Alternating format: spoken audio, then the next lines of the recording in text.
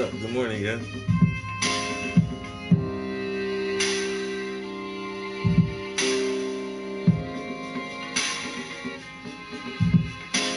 I don't know what's going on, but my homie posted some shit about I don't know. He used to be a cop, but so he keeps up with like police stuff, and so he's posting like a thread from our local police department, and I'm trying to okay, here it is. Retail theft. TJ Maxx. The Wilkes-Barre Police Department is requesting the assistance in the public in identifying the pictured suspects. Mm, on 4/8/22 at approximately 1600 hours, which is 4 o'clock. Wilkes-Barre Police Department received a 911 call for a retail theft that had occurred on the 1st. So this was a week later. The incident had occurred at TJ Maxx Arena Hub Plaza. There were 4 individuals involved that placed various clothing items valued at $631 into a shopping cart and walked out without paying for it. One of 4 has since been identified. If anyone has information regarding who this individual might be, please contact this dude. Inform. Then there's 114 comments.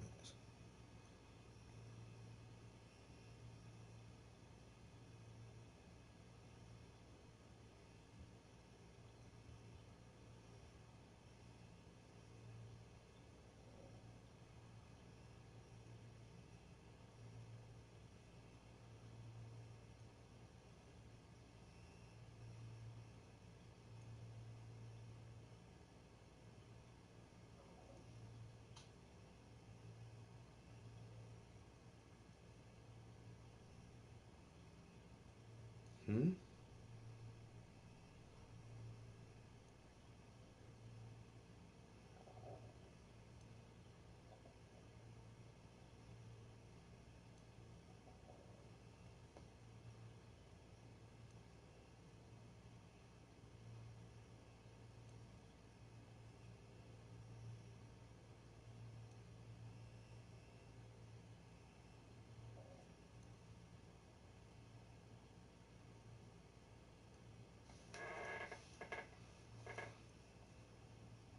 I don't get it.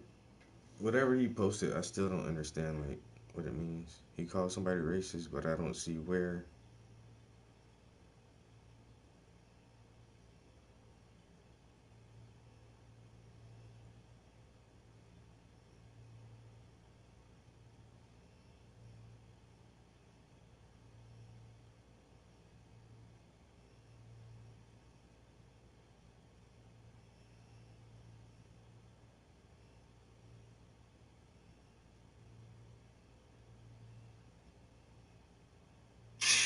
But getting here wasn't easy. I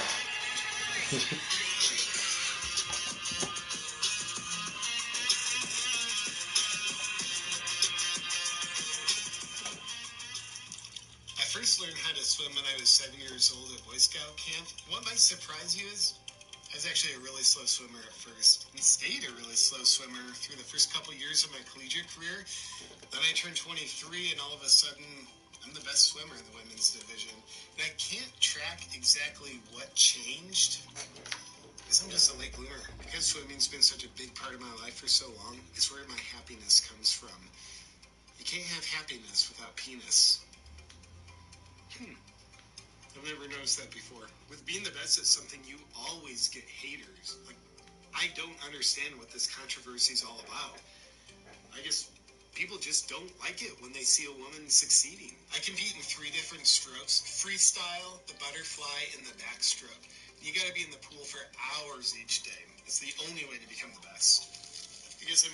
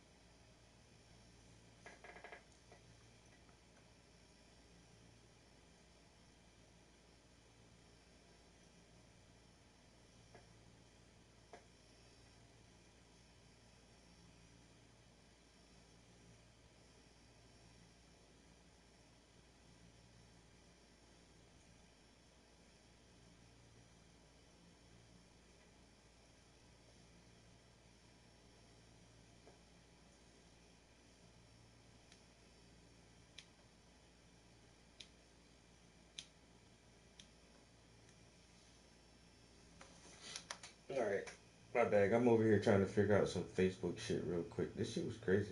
But now, as I'm looking at the post, they took it down. I don't know. Some shit about some guys stealing some shit from TJ Maxx or something. And one guy in the comment section, somebody called him racist for, I don't know what. I don't know. But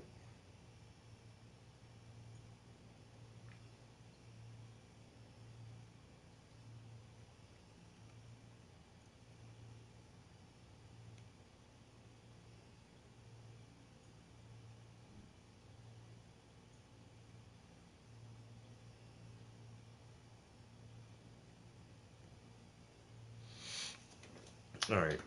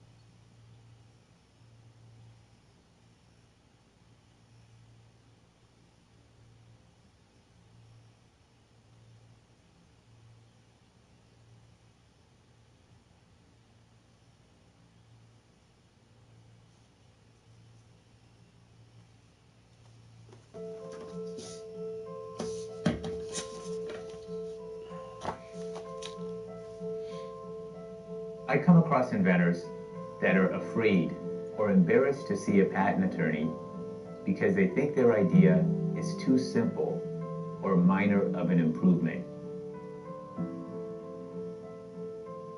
This is a common misconception.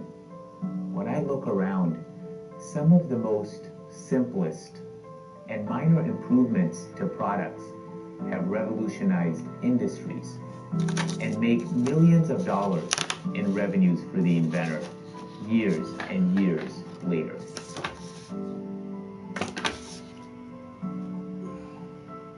Tomorrow's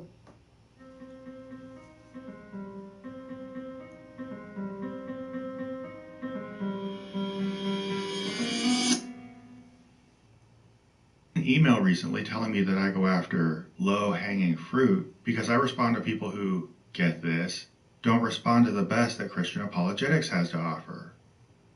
This didn't bother me much because the accusation is totally arbitrary.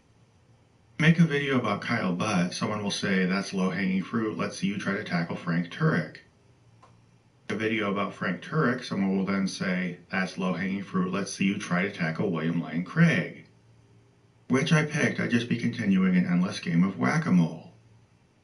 As all apologetics sucks, but fans of specific apologists think theirs is great and only notice how other apologists suck. I guess it's kind of like falling in love with your used car salesman. So, that was just a bad apologist is kind of an easy way to cope with seeing arguments for God debunked. The quick version I got in this email said, X, Y, and Z are low-hanging fruit, let's see you try to tackle these dignified-looking Catholic channels. And while I'm not going to chase in circles for everybody who baits me with this line, I thought it might be interesting to check out one of the recommendations, the Thomistic Institute. Browsing a few of their videos, I ran into one claiming to explain why theology is a science. And since whether someone can make that sound compelling or not will be a good measure of whether this is higher hanging fruit or just fruit lying on the ground like all other apologetics, I decided to give it a go. Here we are. Why should we study theology? If by theology you mean the study of religious beliefs from some kind of anthropological or historical perspective, then I'd say it's important as part of a rounded approach to the social sciences. Can't understand humanity without understanding its superstitions, right? Cryptocurrencies, finally, an adjacent economic model to get us out of the mainframe. Will not. I got an email recently telling me that I go after low-hanging fruit because I respond to people who, get this, don't respond to the best that Christian apologetics has to offer. This didn't bother me much because the accusation is totally arbitrary. Make a video about Kyle Butt, someone will say, that's low-hanging fruit, let's see you try to tackle Frank Turek. Video about Frank Turek, someone will then say, that's low-hanging fruit, let's see you try to tackle William Lane Craig. And no matter which I picked, I'd just be continuing an endless game of whack-a-mole. All apologetics sucks, but fans of specific apologists think theirs is great and only notice how other apologists suck. I guess it's kind of like falling in love with your used car salesman. So, that was just a bad apologist is kind of an easy way to cope with seeing arguments for God debunked. The version I got in this email said, X, Y, and Z are low-hanging fruit, let's see you try to tackle these dignified-looking Catholic channels. And while I'm not going to chase in circles for everybody who baits me with this line, I thought it might be interesting to check out one of the recommendations, the Thomistic Institute. Browsing a few of their videos, I ran into one claiming to explain why theology is a science.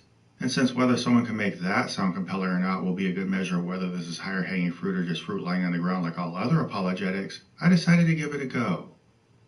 So here we are. Why should we study theology? If by theology you mean the study of religious beliefs from some kind of anthropological or historical perspective, then I'd say it's important as part of a rounded approach to the social sciences. Can't understand humanity without understanding its superstitions, right? Feeling you're talking more about studying the literal nature of an actual God, which is something we have absolutely no verifiable data for, and I personally just don't have much use for that. Does it really give us objective knowledge about the world? Not reliably as far as I can tell. And what does it mean to call theology a science? Probably that you're using one or both of the words pretty loosely.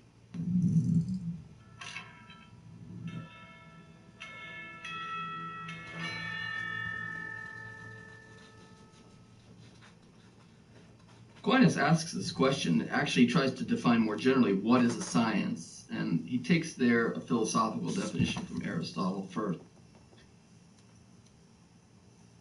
That sound compelling or not will be a good measure of whether this is higher hanging fruit or just fruit lying on the ground like all other apologetics, I decided to give it a go.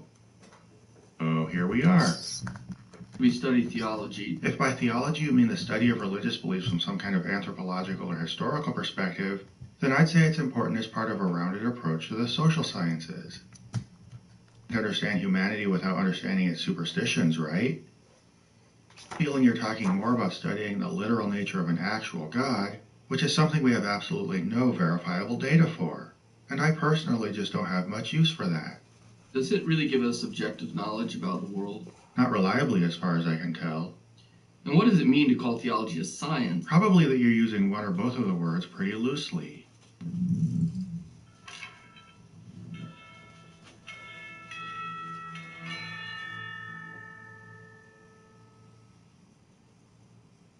Aquinas asks this question, actually tries to define more generally what is a science, and he takes there a philosophical definition from Aristotle first. Science is basically just an organized body of knowledge developed to understand a given subject. I find it more useful to describe science as a systematic, reliable process of learning about the world rather than a body of facts.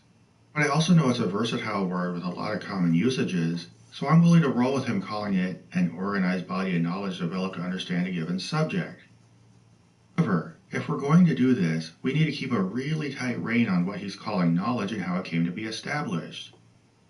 If we don't, he's going to be able to slip a lot of really tricky things past us. So you take biology. Biologists study living things. They develop a science of living organisms. Ethicists study human moral activity. They develop a science of ethics. Physicians study everything that exists insofar as it exists. And that's what we call the science of being. Those are all subjects of natural reason. Natural reason is a loose term that can include a lot of stuff that's not necessarily scientific. And since Friar Joseph has already taken various fields that include a hard science, a softer science, and more speculative philosophy and lump them together under this term, we should be on guard against him trying to toss theology in with them and treat them like one big conflated bag of vaguely similar things called science. So it's a kind of a general definition of science. So Aquinas also then asks, can we consider Christian theology as science as well? And if so, in what sense? And he's talking about the study of divine revelation, the mystery of God revealed in Christ. Now, actually, his answer to this question is nuanced. I hope it's nuanced in a very clear and specific way that elucidates how it does or does not make use of evidence, and not in a muddled way that rambles in circles to distract from that question. Aquinas does affirm that theology, properly speaking, is a science. It's a study of the inner intelligibility of the mystery of God revealed in Christ through the Church. This is an incredibly bizarre description. He's not just barfing vaguely wise-sounding words at us. Let's assume he meant something and try to parse out what it is. First, what is this science trying to study? The mystery of God. I guess that's pretty clear, even though mystery makes the nature and depth of what we're supposed to learn about God pretty nebulous. Second, what are we studying about? Intelligibility? Never heard of this term. Consistency of an idea or the ability of a person to internalize it? For the case, since intelligibility is what's being studied, it sounds like theology is just about the question, does this narrative make sense, without addressing the much more meaningful question, is this narrative true? Third is, what is this narrative based on? Where do theologians get the body of data from which they study their science? Close attention to this, because this is where the rubber hits the road and we see how seriously theology should be taken as a science. Information is revealed in Christ, meaningless, through the Church. It's literally just stuff people in the Church tell you. Cut through the flowery wording, Friar Joseph defined theology as the study of making sense out of mysterious-sounding things the Church told you about God. Sounds so great when you put it that plainly, does it? People might accuse me of misrepresenting him. I challenge you to point to where he said anything more than that. But he also notes that it differs significantly from other sciences primarily because theology's principles, or starting points, are not derived from evidential knowledge, from things we ordinarily experience or our own natural knowledge of the world. Instead, theology's first principles are given vertically, as it were, in divine revelation by God. So this is huge. Pretty explicitly says that theology is distinct from other sciences and that they are based on verifiable data, and theology is, how can we put this plainly, not. Tries to sweep this issue under the rug by treating it as some casual difference in styles of approaching knowledge. Having evidence isn't just one approach to knowledge, it's the signifier that you're referring to actual knowledge, and anybody who tries to treat it as anything else is probably bullshitting you. We'll agree with Friar Joseph that its principles are given vertically, if by that we mean they're passed down a hierarchy from self-proclaimed authorities to people who have been trained to accept their authority, because this is literally as far as we can trace back the information conveyed by theology. You heard it from a church authority, that church authority got it from the Bible or some other writing, and that writing, for all we know, is something the person made up or compiled from other traditions that other people made up. Okay, maybe rumors instead of things people intentionally made up, but that's not a huge improvement. Key difference between theology and anything that can be reasonably called as science. Information you're given about an actual science will include a paper trail that leads back to an experiment or observation that someone with proper training in the field can repeat. That's fundamental to the nature of science. Theology's paper trail just leads to more and more paper and eventually trails off. Need to do more than that? Person find principles that are given vertically without evidential knowledge to be sufficient for belief?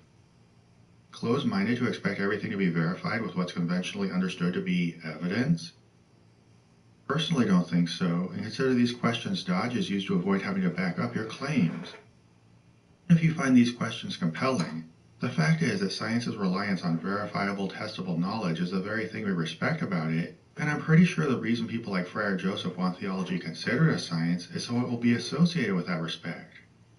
But it all turns out to be empty if you then turn around and say you're different from science because you don't do the very thing it's respected for.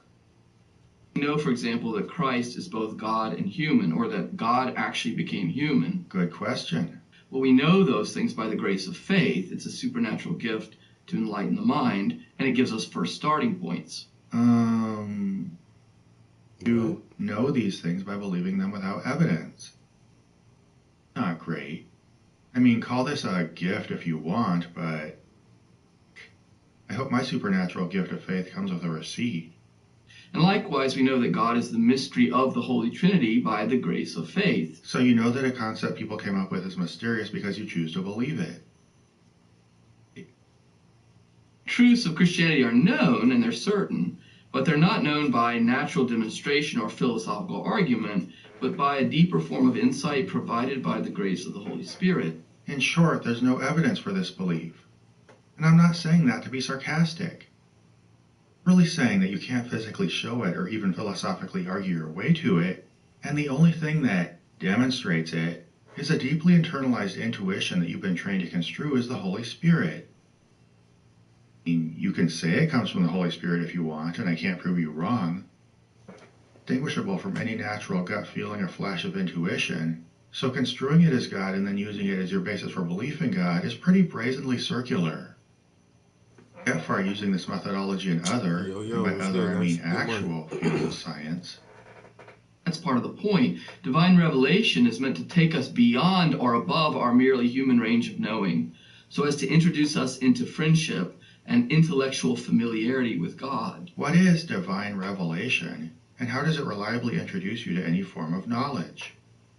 Faith and hope and charity, the human being begins to participate in the very knowledge of God and of the saints. How do faith, hope, and charity lead you to participate in any kind of knowledge?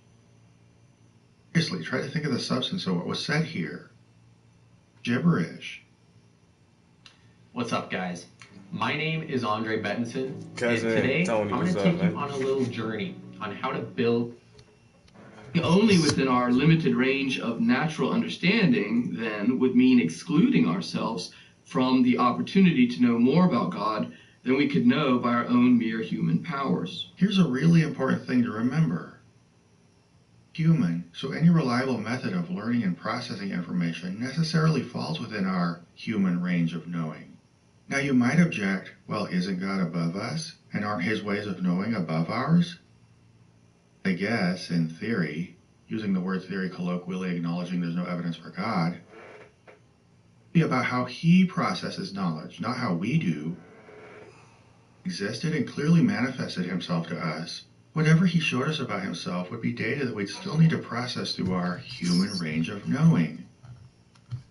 Simple, if he appeared in front of us and spoke to us, we'd still need to use our human minds to process what we'd seen and heard. If he did something super flimsy, like just giving us an insight we couldn't tell from a flash of intuition, we'd have to do the same. Everything you've ever learned about how to observe your surroundings, how to shape your observations into a model of what the world is and how it works, how to critically evaluate what people tell you, is a collection of tools that all fall within your human range of knowing. If someone tells you to step outside that range, they're trying to maneuver you to a place where those tools are no longer available to you. I want to stop and consider why they're asking you to do that. So, it is a science, but it's a science made possible by grace. That's an interesting qualification, and it's rather significant. You can say that again. God gives you the grace to embark on an intelligent study of God's own mystery. Notice he said theology is a science, but he never followed up by explaining what makes it scientific. The qualification that God's grace makes it possible. If it's scientific in any useful sense of the word, we need to ask ourselves, based on solid, testable, falsifiable evidence,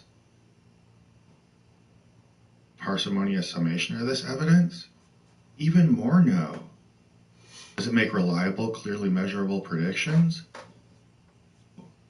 And when you take all that away, what's left that can still be called science? Nothing.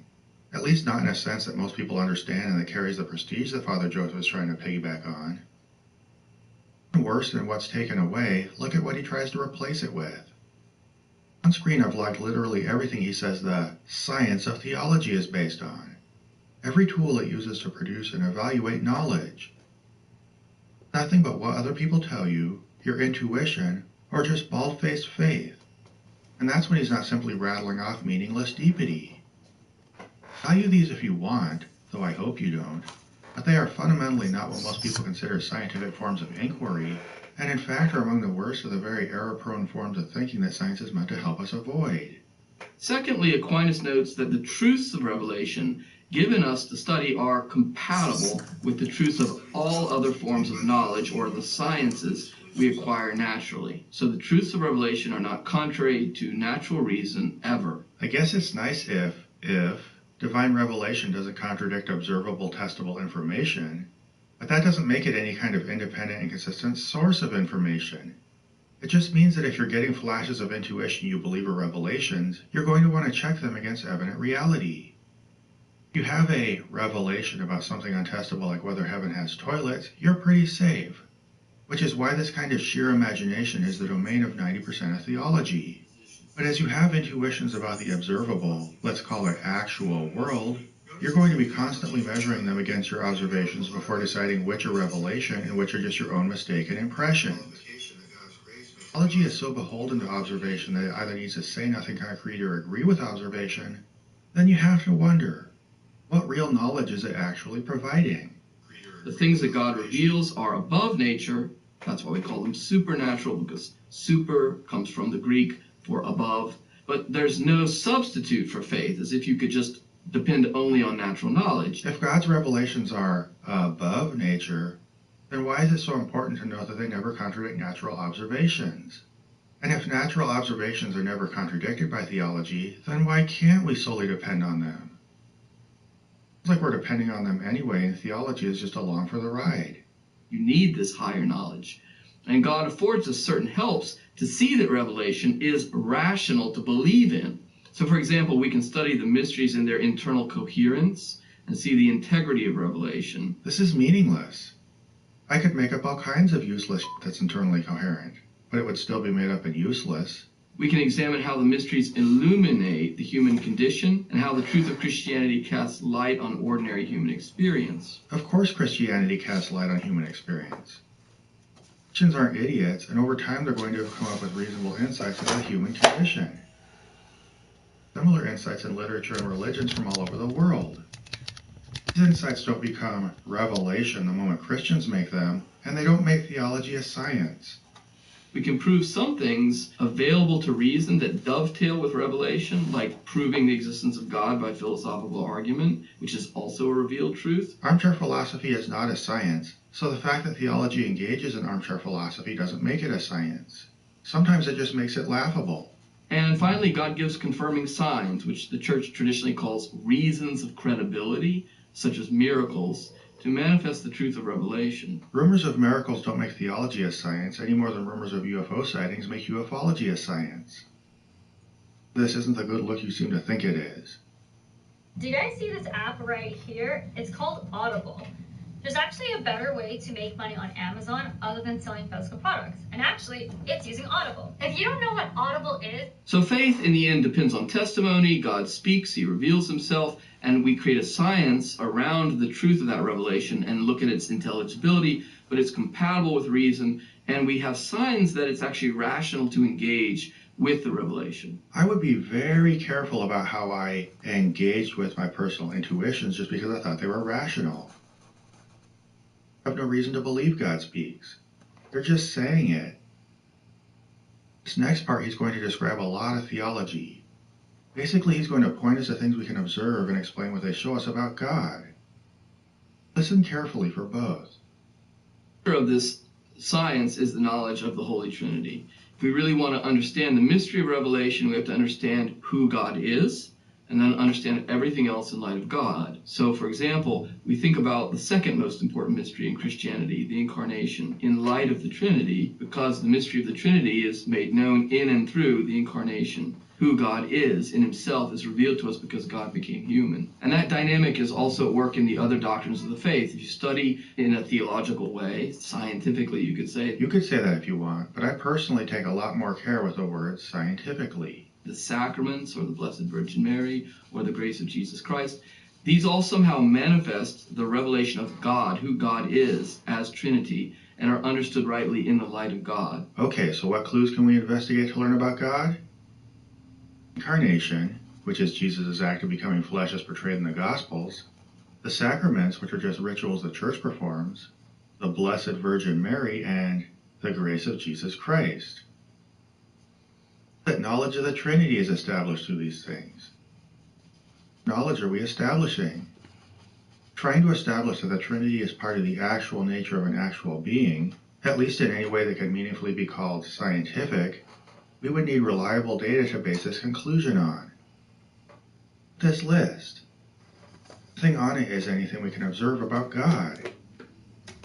We're just drawn from the Bible, and one is a set of rituals performed by the Church.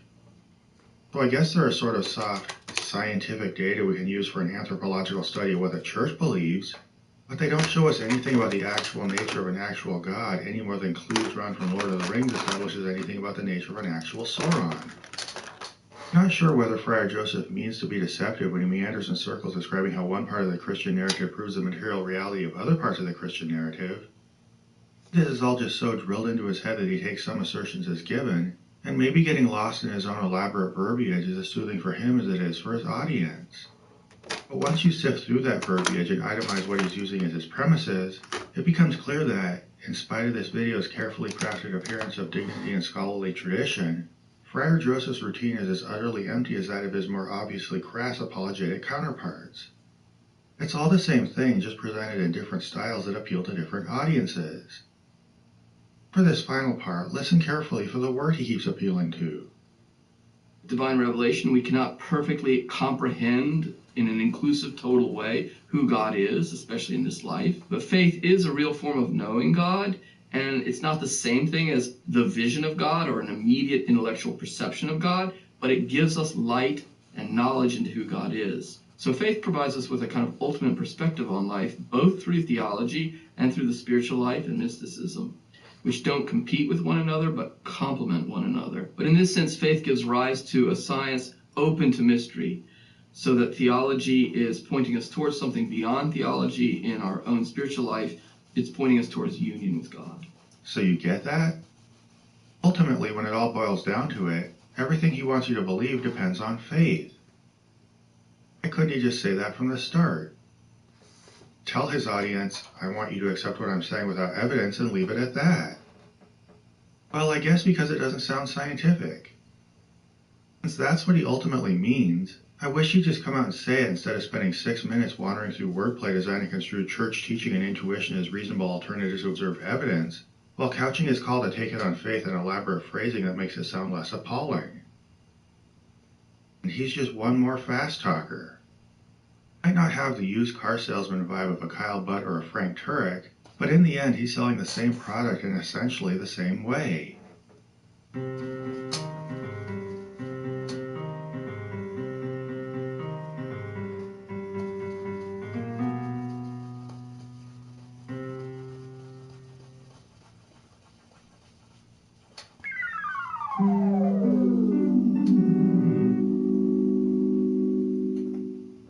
This program was made possible by a grant from John Adams, Eric, Danger, Foxley, Daniel Bostedt, Magnus Holmgren, and Q, and by the generous support of viewers like you.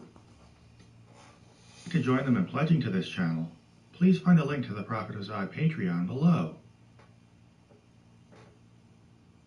Spring savings are in bloom at Raymore and Flanigan. Get up to 30% off select items and 10% off everything else. Or take advantage of financing options that fit your budget. Spring savings start now, only at Raymore and Flanigan. This Earth Day to save the sea turtle.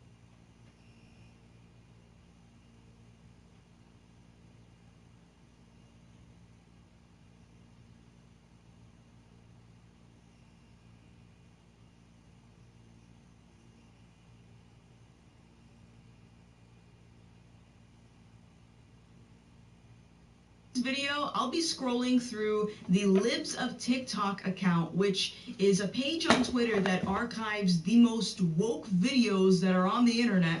And for today, I'm going to be looking for gender identity videos specifically, because I think that gender identity is one of the most corrosive ideologies to pop up these last couple of years. I know that it's a political Trojan horse, but obviously people that believe they're non-binary or both sexes or neither aren't going to understand that, and that's totally okay. Don't worry, I'm here to help you. But I think that it is so corrosive for a couple of reasons. Number one, it preys on people that seek outside validation, people that yearn to be a part of something and want that sense of community, or they want the love, and this is why you'll see a lot of younger people adopt to these ideas, because young people are very impressionable. They have brains that you can literally mold them into whoever you want them to be, which is why it's a big issue that gender identity is being taught in schools right now. And the other reason that I think it's corrosive is because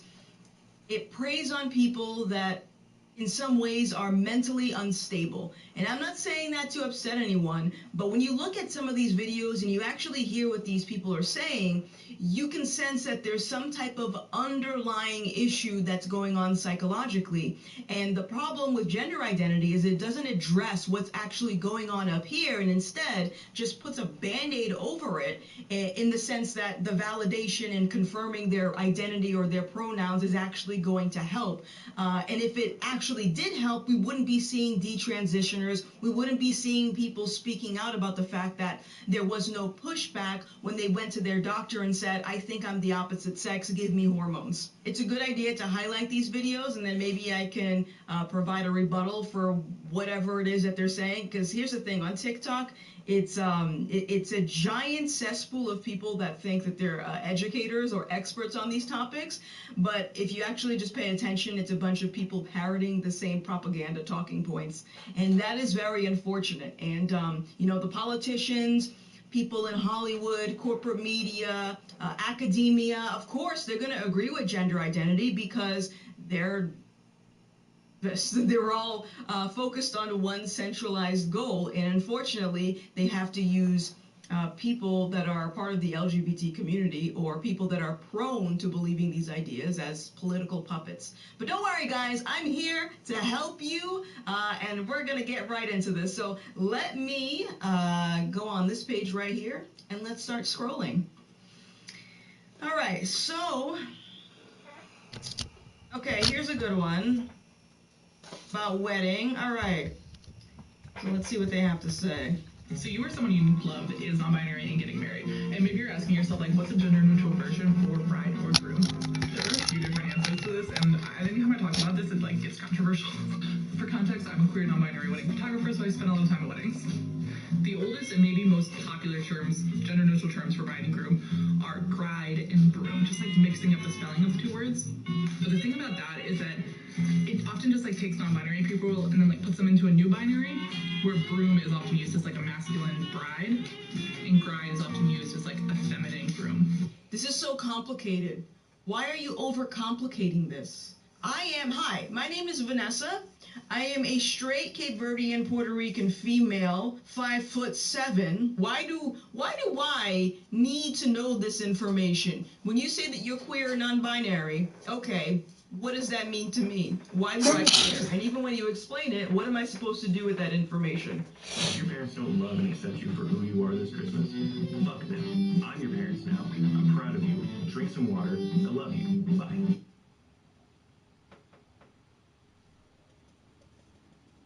No comment. Apparently a school were treated to a drag queen performance. Get out of here.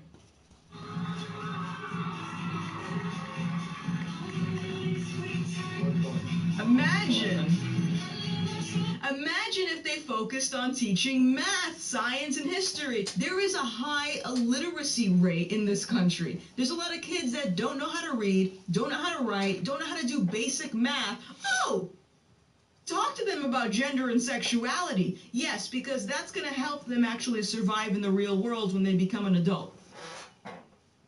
Drag shows are A form of adult entertainment, but you're having it in a high school. Do you think that it's appropriate to have drag shows at high schools? That's a question. I have no real opinion. My opinion doesn't matter. Only opinion that matter is yours. So in your personal opinion, if you had a 14-year-old ninth grader as a child, and your child is going to high school for the first time, and they say, hey, we have a community-sponsored event for the kids this week, and we're going to have some local drag queens come and do their drag show in the cafeteria at our high school. How would you feel about that?